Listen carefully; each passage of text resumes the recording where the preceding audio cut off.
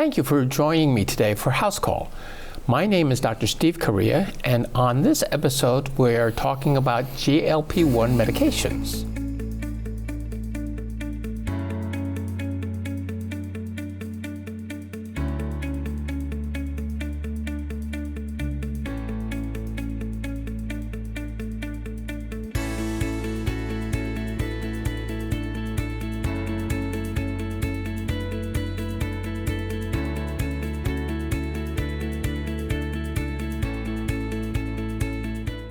My guest tonight is endocrinologist Dr. John Merendino Jr., we know him as Jack, who specializes in the treatment of diabetes and metabolic conditions. Jack, it's great to see you. Hi, Steve. It's very nice to see you. How long have we known each other? We have known one another a long time. We were in Boston together going all the way back to the mid-1980s. So what I've got to say to your viewers is I want them to know that you've been teaching me medicine for more than 45 years. I don't know about that. And tell me about your training and how you got started in your field. My field. Well, I'm a native Washingtonian. We lived near the old DC General Hospital. My dad was an intern there. I was an undergraduate at Georgetown where I majored in chemistry. I went to medical school at Yale and did my residency at the Brigham and Women's Hospital, Harvard Medical School, which is where I met you. Then I came back home, went to the NIH to do my endocrine fellowship, stayed there for about 6 or 7 years doing research, and then went into private practice. I do private practice, a little bit of corporate and government consulting today. So I think the topic at hand is GLP1 medications. Mm-hmm. So please tell me, what exactly is GLP1? So GLP1 stands for glucagon-like peptide type 1. It's both a hormone and a neurotransmitter. It's made in the pancreas in cells that are adjacent to the insulin-producing cells. And it's also made in the intestines from nerve cells and in the portion of the brain which helps control the appetite center. The integrated actions of GLP-1 are all about maintaining proper energy balance and keeping blood sugars normal. Normal GLP-1 in the bloodstream lasts a very short time, only just a few minutes.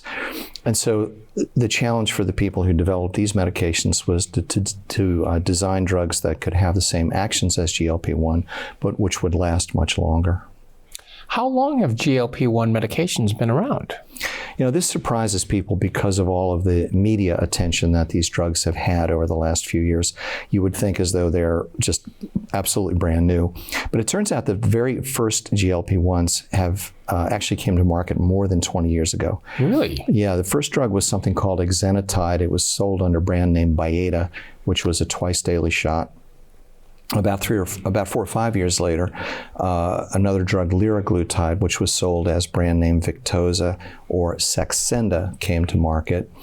And the fact that the same drug was sold under two names is something that we see today. That's continued, so we can talk about that in a minute. But Victoza was a diabetes drug. Saxenda was a weight loss drug. So which GLP-1 medications are available at the current time? There are actually, I think, 5 separate GLP-1s that are available, but from a practical standpoint, we're really talking about 2 drugs. And the reason that we talk about those is that although they're all good from a standpoint of diabetes management, in terms of weight loss, the 2 that we talk about are much more powerful than the others. So the first is semaglutide. Semaglutide is sold under brand name Ozempic and also brand name Rybelsus. Ozempic is a once-weekly injection. Rybelsus is a pill. And I'm just going to say for a minute that I've been a little bit amused at the breathlessness of the media over the last year or two, awaiting the weight loss pill, because in fact we've had an oral GLP-1 for a number of years. It just wasn't approved for the purpose of weight loss.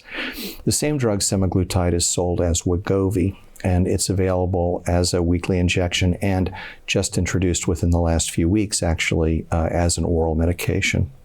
The other drug is tirzepatide. which is sold as a brand name Mounjaro for diabetes management, and as Zepbound for weight management.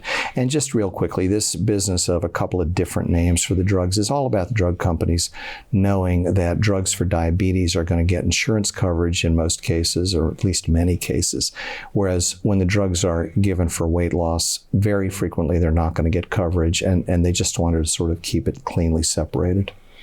Okay, so which ones are the most widely used? And I guess you've already answered the question as to why there are so many names for the same drugs. Yeah, I mean, the ones that are most widely used, I mean, I think both Ozempic and Mounjaro are very widely used for diabetes management. They have some pharmacological differences, but from a practical standpoint, they're pretty similar. So what are the actions of these GLP-1 medications? How do they help to control both diabetic control and also help with weight loss? GLP-1 has three main actions. In the pancreas, it increases insulin production from the insulin-producing cells. That's why it is powerful with respect to diabetes control, even for people who don't lose weight. Okay. But of course, even when people lose weight, the effect is even much greater. And so the weight loss results from two things. In the central nervous system, GLP-1 is a powerful hormone to suppress appetite and engender a sense of satiety or fullness. In the gastrointestinal tract, the main action is to slow intestinal motility. And that results in the stomach not emptying as quickly. So full stomach, you feel full. You're not as hungry. Are there any significant differences in all these GLP-1 medications? Well, apart from the fact that the first ones were daily or twice daily, and now they're engineered to be long-lasting, there is an important pharmacological difference between the two drugs that we're talking about. Semaglutide is a pure GLP-1 agonist, so that means all of its actions are the result of stimulation of the GLP-1 receptor. The other drug, tirzepatide, is a dual-action agonist. It triggers the receptors or stimulates the receptors of two different hormones, GLP-1 on the one hand, and another hormone called GIP, that stands for glucose-responsive insulinotropic polypeptide, which in English... I'm glad you're sticking to the abbreviations because that's way too long for me. Now, the thing is that that second hormone, primarily as far as we ever knew, also stimulated insulin release, and it's never been clear that it had much role in appetite regulation. But it turns out that the dual agonist tirzepatide is even a bit more effective than the semaglutide in terms of promoting weight loss. So, there probably is a role for GIP in appetite suppression. But, I would say that that's an important pharmacologic difference. It's an important chemical difference. But from a practical standpoint, from the standpoint of a prescriber and from the standpoint of a patient, the two drugs really have much more in common than they have in contrast. What are the common side effects that patients experience? Overwhelmingly, the side effects are gastrointestinal. As I mentioned a moment ago, the drugs tend to slow intestinal motility. So the biggest side effect for all of the drugs is acid reflux. If food is hanging around in your stomach much longer, it can reflux into the esophagus more readily. The other, lower down in the GI tract, impaired motility leads to constipation. Okay. Although it turns out about 20% of people end up getting diarrhea on the drugs. I'm not entirely sure why. Yeah. That seems contradictory. It seems strange. I mean, you maybe know of people who get badly constipated and then liquid stool, goes around, but I don't think that's going on chronically. So.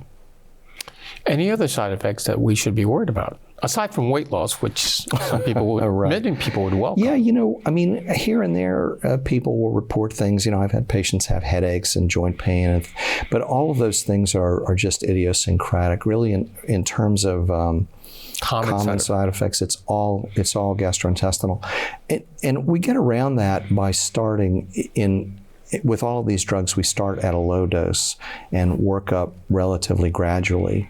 The drugs are, both of the drugs that we're talking about are dispensed, in packages designed to be for monthly use, so that you would typically go up no more frequently than once a month on the dose. Studies seem to make it clear that if you stop the medications, patients tend to regain the weight that they've lost. How do you handle prescribing these medications in people who have reached their target weight? Well, I think that point that you made is an extremely important one, because from time to time you'll have people coming in saying, I think I just need a jump start or something like that. And I am quite clear with people that that's not the proper way to think about the medications, because although, you may get an isolated patient who's successful in doing that, clearly when you look at large numbers of people, very few are successful in keeping the weight off without the drug. So I would say to any prescriber, be careful not to promise your patients that you're just kind of use this to get them started. Now, that doesn't mean that you necessarily have to be on the drug at the full dose long term. One of the strategies that I've used and others have used is to reduce the frequency of administration once people get to target. That also helps keep the cost down, because the drugs, at least the prescription drugs, are flat priced. I think we'll be getting to pricing and access later on, but is that the same as microdosing, or is microdosing different than your No, the term microdosing doesn't have a precise definition, but it basically just refers to taking the medication at doses that are lower than the lowest, starting dose that's approved by the FDA. Why is it that some people can get these drugs through compounding pharmacies, even though they're still on patent? Right. Big area of financial concern to the pharmaceutical companies, yes, I'd imagine. As you can guess. Well, it turns out that in 2022, the FDA declared a critical shortage of both of these medications. Okay. And under the law, that allows compounding pharmacies to dispense to patients if they can get a hold of the generic material. And, these are, drug synthesis is a complicated business. But comparatively speaking, these are relatively small peptides, 30 amino acids or something. They're not that hard to manufacture. So I think if you're talking about a large-scale generic manufacturer, they can gear up to do it, particularly, given the profit margins. We've got about a minute left in this segment, but are there any ways to stimulate increased GLP-1 action without taking prescription medications? Well, in a sense, nearly all foods will increase GLP-1, because remember, the whole point is that the hormone is enhancing insulin release. But certain foods that have been associated with people having greater success with maintaining normal weight seem to increase GLP-1 more than other foods, and that includes high fiber foods. It includes mono and polyunsaturated fatty acids, and also some spices like curcumin and ginger and cinnamon and so forth. Curcumin? Curcumin is the active ingredient in turmeric. Ah, okay. Yeah, right. And the amino acid glycine, I think, is associated with, is it glycine? I may be mistaken about that, but there's an amino acid that will trigger GLP-1. But the thing is, I don't really think that you're going to get very far with that, because we do have drugs that work to control diabetes by increasing the survival time of GLP-1 in the plasma. And with those drugs, drugs like sitagliptin, which is brand name Januvia, those drugs lead to GLP-1 levels which are much higher than you ever see with foods, but those drugs don't cause weight loss. So I have to stop you right there, because we have to break. Mm-hmm. But I want to thank you very much, and I want to encourage everyone to stay tuned for the second half of Housecall, topic being GLP-1 medications.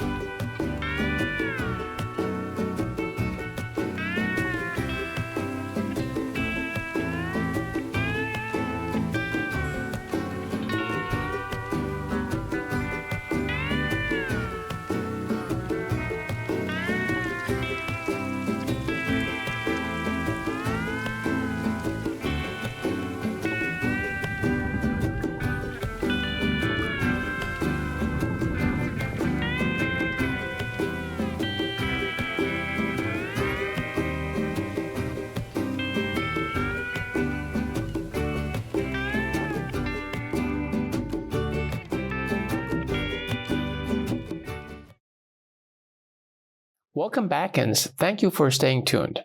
I'm Steve Kariya. This is Housecall, and my guest is Dr. Jack Merendino, and we're talking about GLP-1 medications. So, Jack, please tell me, what are the medical problems that the FDA has approved these GLP-1 drugs for? Well, of course, the obvious answer is diabetes. And weight loss. But the drugs have proven to be of enormous benefit in a number of areas. Currently, the approvals are for semaglutide, primarily the treatment of metabolic dysfunction-associated steatohepatitis, or what we colloquially call fatty liver. Right. And there's a little bit of a caveat there. It's, you have to be at a certain stage of having fibrosis, but not yet be cirrhotic, et cetera. The drug also has some sort of sub-approvals for the prevention of chronic kidney disease and cardiovascular disease in the setting of diabetes. Right now, that doesn't change prescribing much because it's within that context, but the studies are ongoing looking at people who just have, just coronary artery disease to see if, obviously the drug companies would love to get approval for the medications more broadly there. Tirzepatide right now is approved, other than for weight loss and diabetes, primarily for the treatment of obesity-related sleep apnea. Okay. From a prescriber standpoint, one of the nice things about the broadening indications is that it makes it easier to, get the drugs covered by the insurance companies for people who suffer from obesity. Well, sometimes. It's tough. Treating people for sleep apnea, I have a lot of kickback or prior authorizations I have to go through. Oh yeah, you have to do a prior authorization always for these things. Yes, it's a pain. It's a underwriting nightmare. So, what what medical problems respond to GLP-1 therapy, but for which there is not FDA approval? Oh well, the list of things that are being studied right now is very lengthy. Yeah. But you're aware of that. But from the standpoint of what clearly does respond, most of the interest has been around substance abuse. Probably anybody who's watching this program who's prescribed these drugs has had the experience of a patient telling them that their interest in alcohol has waned, even if they were not a heavy drinker. Going all the way back to the very first drug in this family that I mentioned, which was exenatide, studies showed that there was a 70% greater success rate with smoking cessation using that medication. I have, if I can say this, treated a young man off-label with one of these medications for a heroin addiction, and it's been more effective than anything that's been tried in his case. So I think substance abuse is the biggest area, but the drugs appear to have... But still under study. Not approved, right. The drugs appear, if you look at the basic science, the drugs appear to have broad anti-inflammatory effects. They appear to have neuroprotective effects. There's some reasonably good data in Parkinson's disease demonstrating benefit. Somewhat surprisingly to me, given that gastrointestinal side effects are so common, there's also some relatively good data in patients with inflammatory bowel disease, Crohn's disease, and ulcerative colitis. Now, this gets into a bit of a debate, long-standing, about whether obesity should be thought of as a disease or more of a matter of inadequate willpower. What's your own views on this, and how has the success of these drugs changed how you feel? Yeah. Well, I think that, first of all, many people who suffer from obesity are upset with the medical system in the sense that anytime they engage a practitioner for any problem, many of them feel as though it always comes around to their weight. And a lot of times you hear from them that they don't feel like they're being heard on other issues. And that just kind of reveals the bias that we have on that point. And, a few years ago, I was part of a lobbying effort on the part of one of my professional societies to try to get obesity labeled as a disease under federal guidelines so that, it would be covered by insurance for various treatments. What I would say is when I start to think that this is a matter of just, failed willpower, I think about all the things that conspire to make it difficult for people to maintain their weight. Some of the richest companies in the world can hire very, very smart people to engineer foods that are highly addictive. We have a built environment that doesn't really encourage walking, et cetera. I think you would agree with me that an awful lot of the people out there who suffer from overweight or obesity would be just fine if they were living in the 1880s in this country. Well, that's true. Going back to the current situation, though, could you talk a little bit about access to these medications? Right. And, costs and coverage are two very important related topics. Right. This is an enormous issue. It's an enormous issue at a personal level for patients. It's a big issue at a public health level. The lost productivity for diabetes and obesity is thought to be close to $750 billion annually. Trillion? Yeah, $750 billion, 700 and change billion dollars a year. I did a sort of the back of the napkin calculation, and if you could get these drugs down, if there are roughly 140 million people in the country who, let's say, have significant obesity or are diabetic, if you could get the cost of the drugs down to $150 a month, let's say, you'd be talking about an annual expenditure that's, in the several hundreds of billions of dollars, but it's on par with the lost productivity. So, if you could recover a good bit of that productivity and improve the quality of life of the people who are suffering, it might be worth it even in purely economic terms.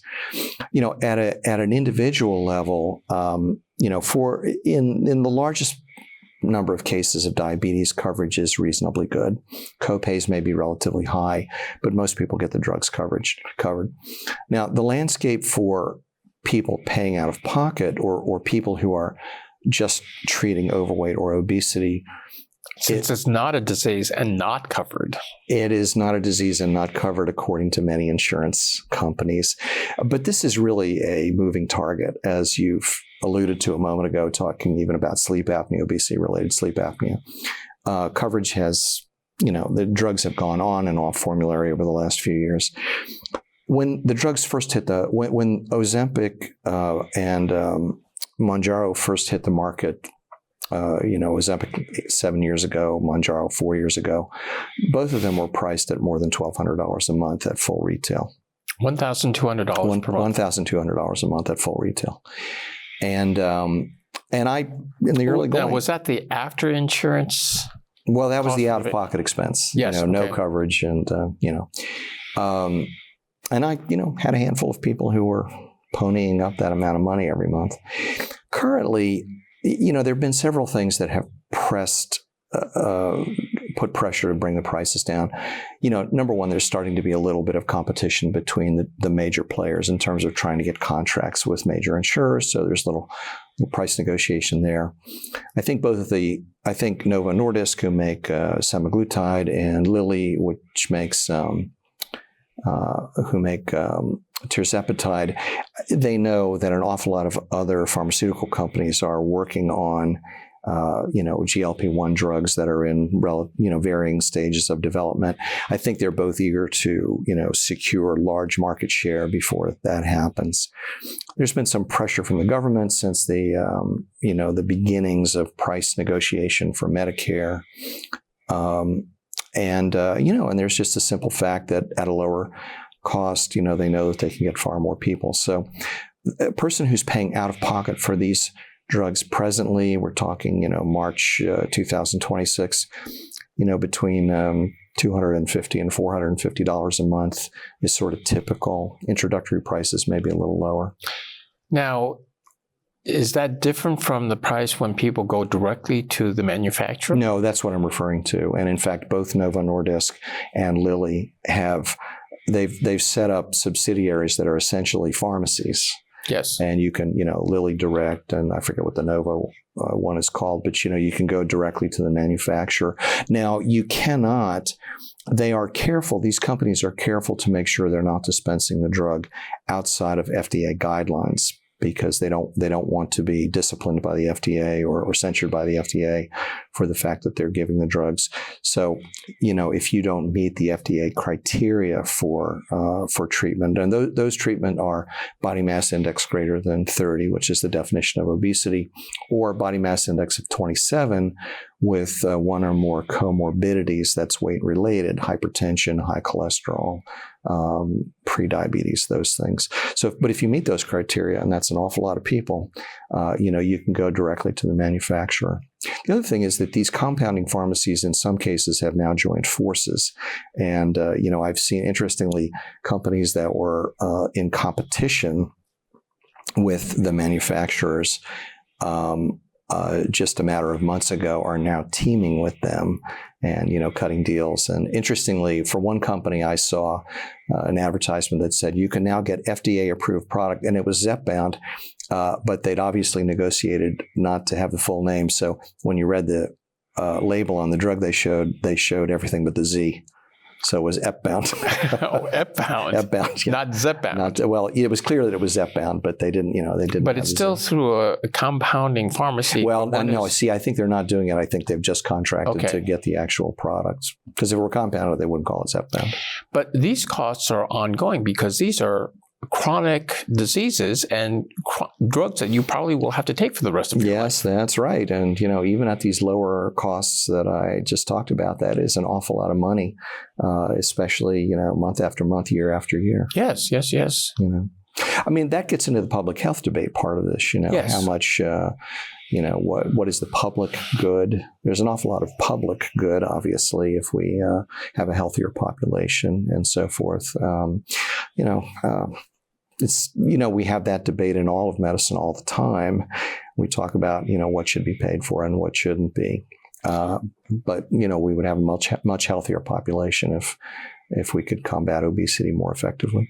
It is, from a very cynical standpoint. I've often felt that from an insurance standpoint, an earlier death is not necessarily a more expensive death because... No, that's right. And I mean, actually, no studies have ever shown a long-term savings from better health care. What they've shown is better quality of life and lower expenditures earlier in life. But unless you're going to say to somebody, great, you've made it to 83 3/4, and we're not going to pay for anything else after that, we're not going to save money. Now, these are relatively new drugs. Do you worry much about the long-term side effects of these drugs for people who may be taking it for decades?